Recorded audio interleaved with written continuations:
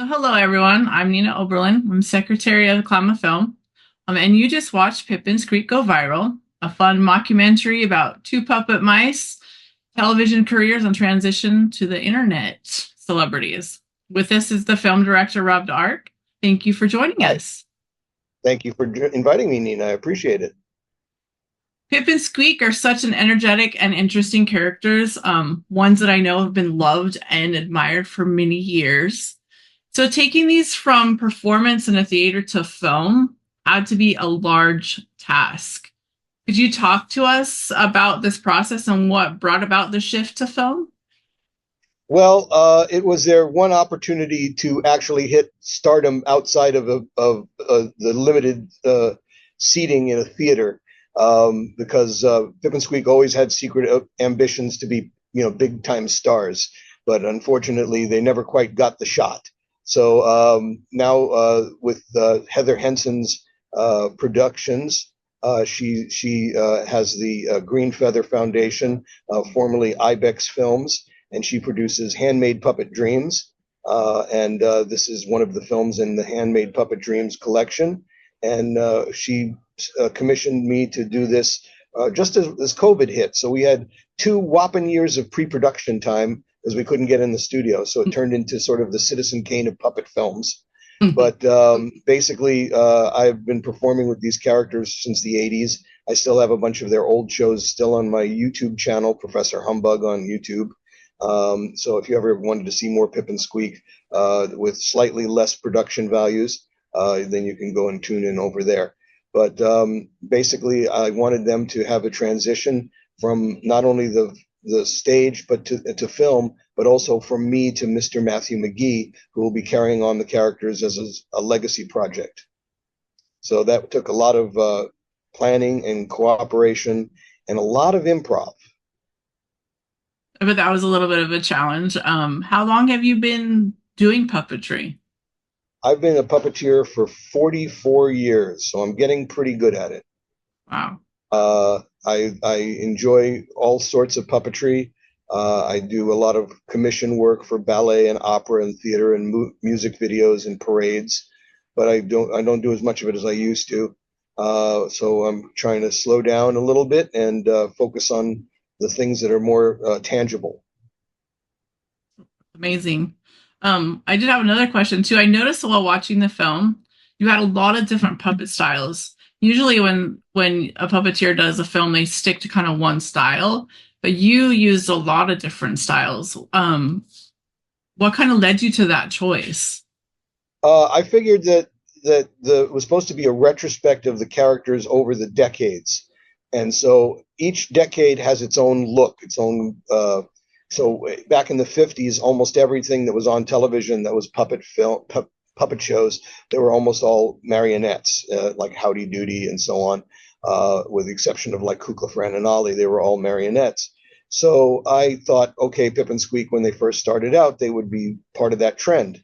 And then their agent, the manager, he's a little shady, so I decided he should be a shadow puppet. And then I figured the game show opportunity was the big set and the bright colors, and so they'd be rod puppets. And then Pip and Squeak normally are hand puppets, so we had Matthew make the old Pip and Squeak and the young Pip and Squeak, and then we had to figure out a way to transition them into. Oh, and then there's the action figures for the cop show, and that Mhm. that came out of the thing where there was a television cop show where they would at the end zoom into the lead character and he'd whip off his glasses and make some kind of wiseacre comment, and it took you right out of the feel of the show because it was suddenly now it was about the actor. And I thought how ridiculous that they would zoom in on him so he could do his line. And I thought, what if all of the actors were like just really lazy in the cop shows and they just wanted to stand around like action figures, and the set would have to move and the cameras would have to move, and so that's basically they became action figures that didn't have any action. And then finally, we had Pip and Squeak become young again through the workings of Professor Noodle, who's one of the characters in the Pip and Squeak shows. Professor Noodle, Mr. Hammerpuss. There's a lot of like bizarre little secondary characters in the Pip and Squeak shows, and they got to have a revival for this the film debut. It was really amazing to see all the different styles that you put into the film. Um, how long did it take you to put that, like, kind of all those ideas together? I mean, that is a lot of work to put so many different styles of puppets together. Well, I was very fortunate in that I was working with Matthew, who's a brilliant builder, and I entreated him to do all of the Pip and Squeak characters so that he would get familiar with the characters in all their different forms. And so he did all of those characters. I did Professor Noodle and Mr. Hammerpuss and some of the other secondary characters and a lot of the set pieces. But I also had a crew of wonderful performers, puppeteers from all over, from the Pacific Northwest. And like, for example, Bruce Bowman made the truck for Professor Noodle. I gave him some ideas and some sketches. I had a wonderful sketch artist that worked with me, Rosie Edholm. We gave him some sketches, but then we didn't see or hear a thing from him until he delivered it to the set. So I had no idea what we were going to get.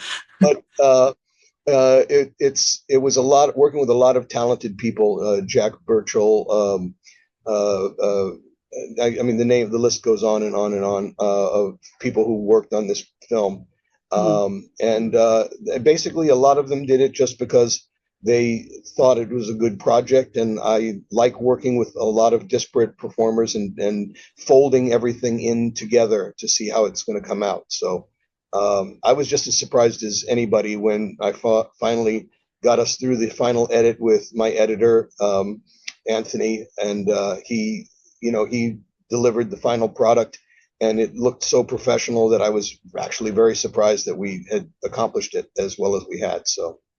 Yeah, it's a great looking film. You guys did a wonderful job, and I know that this isn't the end of Pip and Squeak. There's more planned for him, but from what I hear. Well, so is this true? Well, I kind of put that hint into the film, is that we hinted at there might be a series perhaps of all of the shows that Pip and Squeak supposedly did that nobody saw.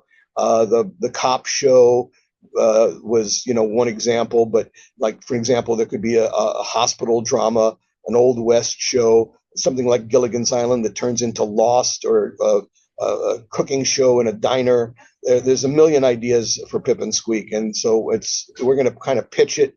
If this gets a few festival awards and gets some attention, we're going to try and pitch it as a series to either Nickelodeon or to Netflix or one of those guys. And since there's an unlimited amount of places for content these days, it's almost like the early days of television. They need content, and this might be their content. So we'll see if anybody bites. But there it is. Yeah, I hope so. That would be amazing.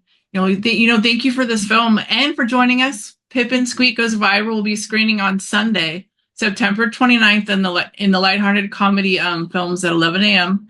at the film festival, and it will be available. Yeah, it will be available all week on demand as well. Thank you for joining us, Rob. I really appreciate you taking the time. Thank you so much, Nina, and I hope your festival is a tremendous success again this year.